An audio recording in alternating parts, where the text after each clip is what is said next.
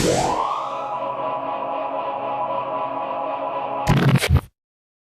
there everyone, my name's Andrew and welcome to another update on the Enterprise E project. Today is a work day for me on the project. I have had no time to work on it. The project has got no progress done since the last update, but I have a day off today. I just spent a crazy amount of time working on the weekend. We hosted over 600 junior highs at the church that I work at for a junior high convention. I put in like a 17-hour day just on Saturday alone. And so yesterday was a recovery day. Today is a day for me just to work on the Enterprise E project and hopefully get an update done by the end of the day today. So I want to kind of bring you along on the work that I'm going to be doing today. I've also been waiting on some LED tape to come, probably from China. It is the super high density LED tape that I mentioned in the last episode. So first of all, thank you so much to Mr. Elliot Brown for making that recommendation on Lou Dalmasso's video a little while ago. And thank you also for all the wonderful comments and all the helpful tips and tricks that you've left on my videos. One of those things that you mentioned is that I'm not giving good enough views of the model that I'm working on. So I'm gonna try to make that adjustment today. I've got a screen in front of me so that I can really, position things well so that you get a really good look at what's going on with the model. So I'm gonna try that out today. I wanna show you the LED tape that I got. So first of all, this is the standard LED tape that I've used. Let me get a little bit closer and hope. There we go. The automatic focus is having a hard time. So in this roll of LED tape, there is 3 LEDs for probably every 2 inches of tape. 3 LEDs for 2 inches. Pretty good, but it was giving me too many cold spots and hot spots on the warp nacelles. I tried the side glow fiber. It really wasn't giving me the brightness that I was hoping for under regular lighting conditions. So, as recommended, I have gotten for myself a roll of the super high density LED tape. Let me roll this out, show it. Focus. There we go. So for every inch of super high density LED tape, there are the 3 LED chips. So I'm hoping, and my big job today is to get those warp nacelles done with the lighting. I'm hoping that this is going to give a much better glow on those warp nacelles. So that is going to be the primary task in my time working on the model today. I do want to do a bit of an unboxing, which is a little bit different for me. I'm not normally doing that, but I have some students with some parents who know that I like building models, and so they were looking at my videos and thought, oh, we have this model sitting at our place, nobody's ever gonna do anything about it, so maybe he would like it, and I absolutely love it. So I wanna unbox that model today.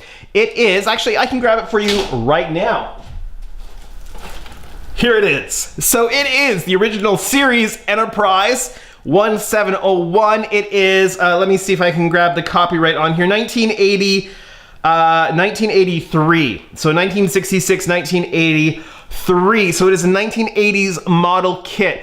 Now, normally I would leave that in the packaging and put it on my shelf and keep it as a collectible, but the box is, you can kind of see, the box is rather damaged, and so I don't think that that's going to hold much collective value, but I'm going to enjoy at some point, hopefully, building this model. So I'm really curious to see just what the quality of the model is from that era, how the decals have held up. I know that they won't be usable, likely. They'll likely be completely yellowed, but maybe we can get some good scans off of that. I'm hoping to order some white toner for my printer so that I can do some white backed decals for my projects I'm going to be working on. I've got a Nebula class conversion for the 1400 Galaxy class model kit, and I want to do a custom name and registry on that, and that's going to require producing some custom decals, and they don't look right if they don't have that white backing on them. Also, if there's any white color in the decal itself, it's not going to show properly. So there is a place that I can order a white toner cartridge for my laser printer, and there's a few techniques that you can do where you replace black with white, and you're able to do the white backing on it, and then all of your colors pop the way they're supposed to, and you get the white ink that you need on the decal. So I might need to do the same process when I do eventually go to do this, but I'm gonna do an opening on this, and let's see what we have inside. Here we are, ready to open the box. I'm super excited. I'm really curious to see what shape this model's gonna be in. I fully anticipate that the decals are gonna be completely unusable, but we might just have to scan, restore, and reprint. All right, so that's the plastic off. The box is rather damaged, but let's see. Okay. So here we go. Here is the kit. Everything is in one sealed plastic bag. Looks fairly similar to current day models. There's some loose flash in the bag. A couple pieces have come loose from their spurs, but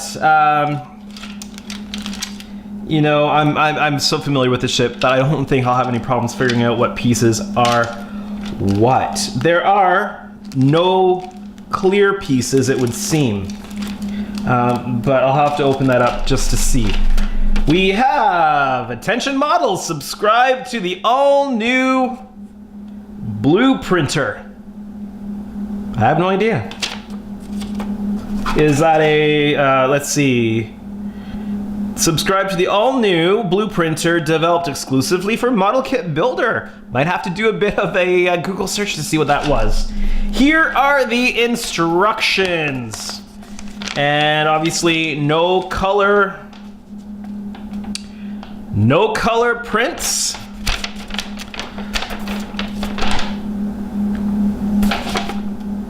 Yep. There's that side. There's that side. Cool.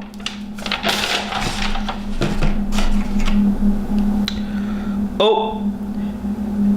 There's a small, milky, almost clear piece. I'm assuming that's potentially a bridge dome and a bottom cap.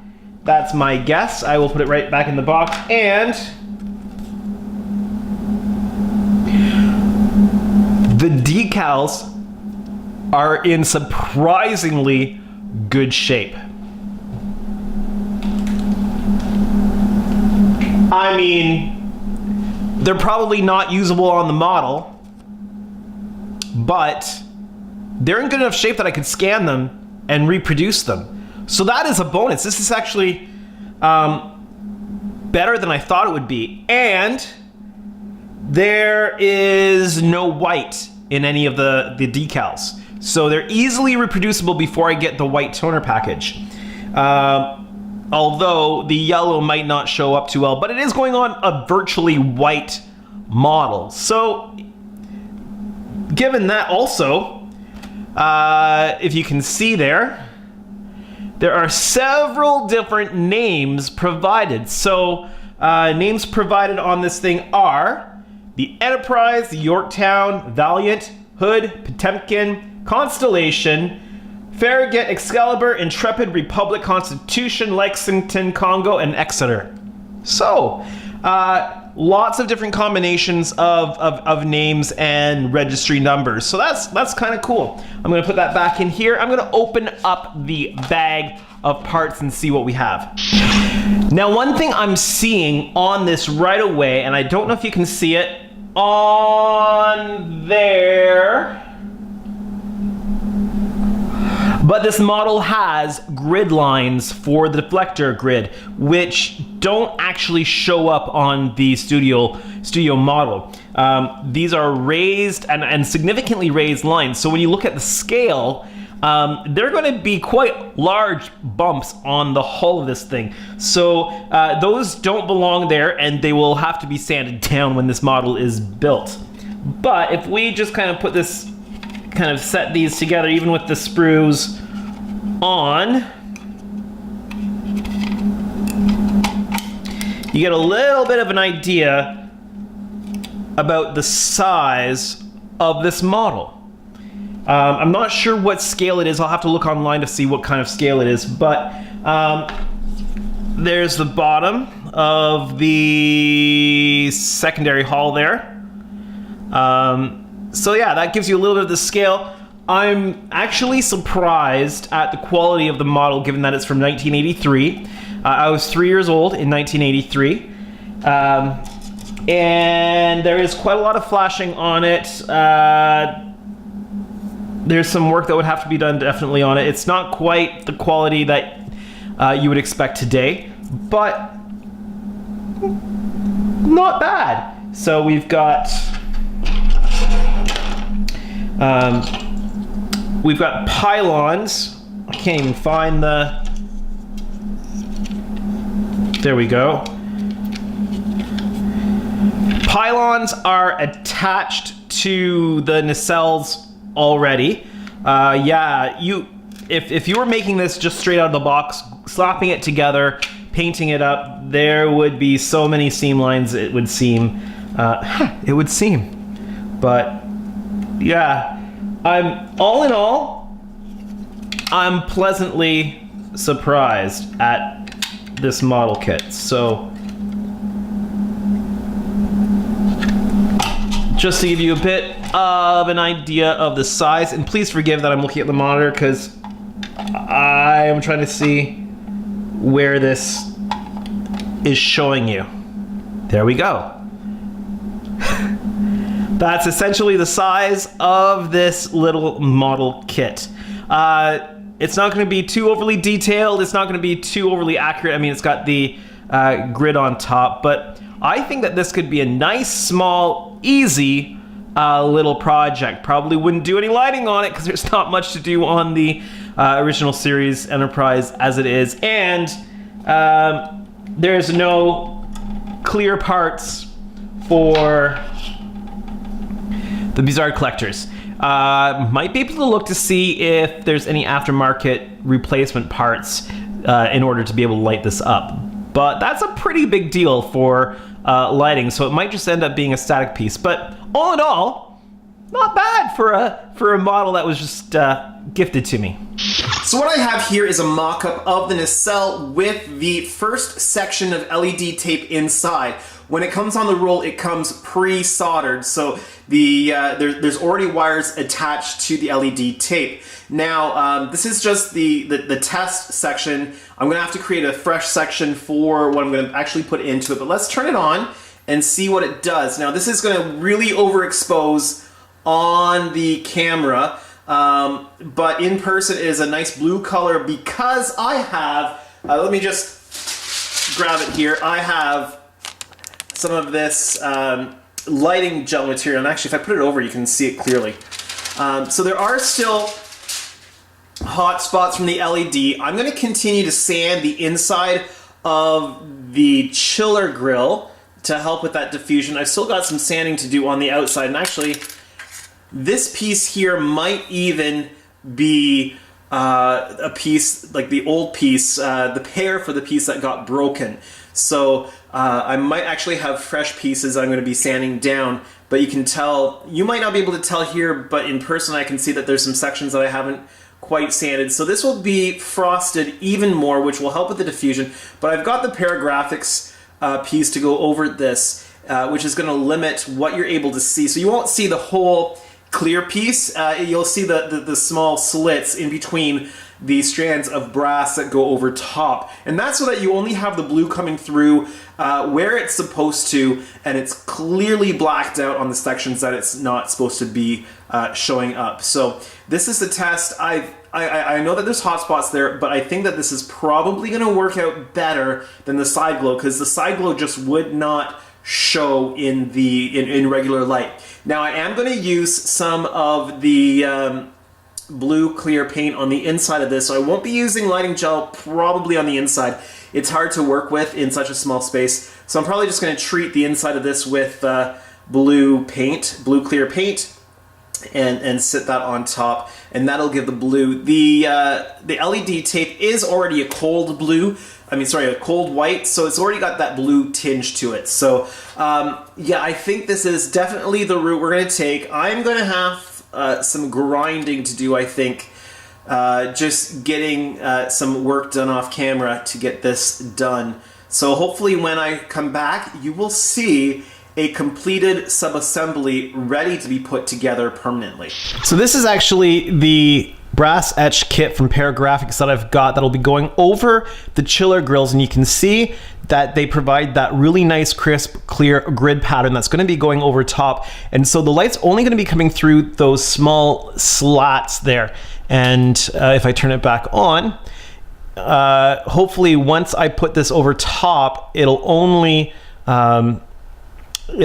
show a nice blue glow in combination with the additional sanding on those pieces. So that's the hope. So frustration runs deep right now. I was sanding down the warp nacelle chiller grill and it snapped in my hand. And well, it's a tough part to replace without replacing the kit. Our hobby shop in town is going out of business, isn't carrying anything like that anymore. But I gave a call to the one in Newmarket. I'm heading up to Huntsville for a work convention during the week, next week on Monday. So I'm going to stop in. They've got one. They're holding it for me, and I'm going to pick up the replacement kit. So as I was saying just a little bit ago in the last clip, maybe the last clip, I don't know, it's been a couple weeks for me, but I have picked up a replacement kit of the Enterprise E. So I've got the Enterprise E.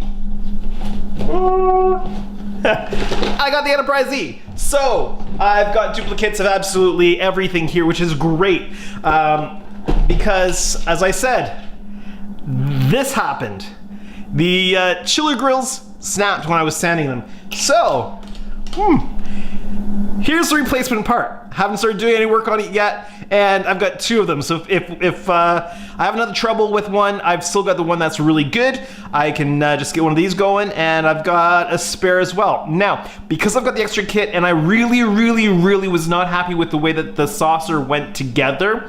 Also, I'm pretty sure that because I used the CA glue, that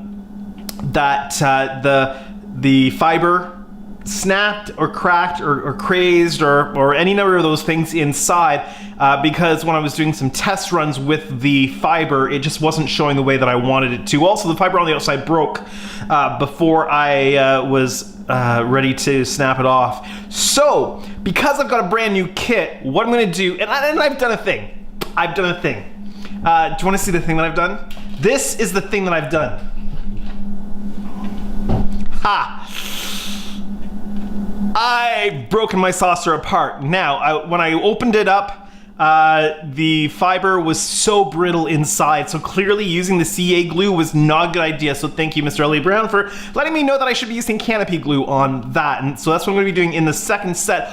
Also, you can tell that I had some issues putting it together because I had the wiring all connected. And so working with it, with all the wiring connected on the inside, was a real pain. So everything is going to be separated out top and bottom, and top and bottom will be joined later on down in the body so that I'll be able to independently work both sides with lighting in place, with the fiber in place, because that was a real hassle trying to get all of that working and put together. And so I'm going to be doing a lot of test runs on the next set of saucer before I actually put it together, and hopefully I'll get a much better fit, because no matter what puttying I was doing and stuff, it just was not going together really well, because it just wasn't going together all the way. So a whole pile more work, because I'm gonna have to clear out windows on a whole new set of saucers, but this is gonna be much better for me down the road. Now, what I did do was I salvaged out of this the impulse engine parts that I made.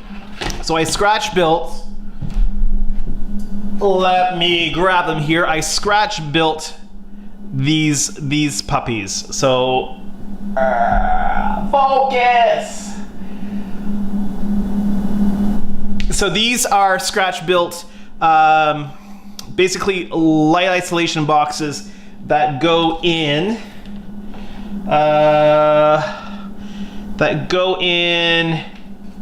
like that, and that's where the light is. So here we are with a little bit of a tighter view on this thing, and so this is the this is the failure. This is the failed parts. And this is the lighting box that I built. And so basically it slides in, and this is the one for this side. It slides in to the saucer. Trying to get this on camera properly is a little bit tricky. And yeah, so I was able to salvage those pieces from inside of this thing. So I'm not gonna have to redevelop this from the ground up. I've also popped out the lenses, and I'm probably gonna strip the paint off of them, repaint them, rather than sanding down another set of lenses for the Impulse engines. But it's really hard to see on the screen where this is going. But yeah, so bulbs are good. They were stress test, no problems there. But yeah, all my nice window clearing, I'm gonna be doing again. So that's gonna be my project. But what I think I'm gonna do is get the lenses, get these lenses, sanded down. I'm gonna put a blue coat of transparent paint on the inside, and then I'm gonna do a really, really good test run with those new LEDs. That's the plan. So let me get this sanded, let me get the blue paint on, and then we're gonna give this a good go. And actually, what I might do is just use the first one that's already done as my tester, because then I've got two of these in case I mess it up.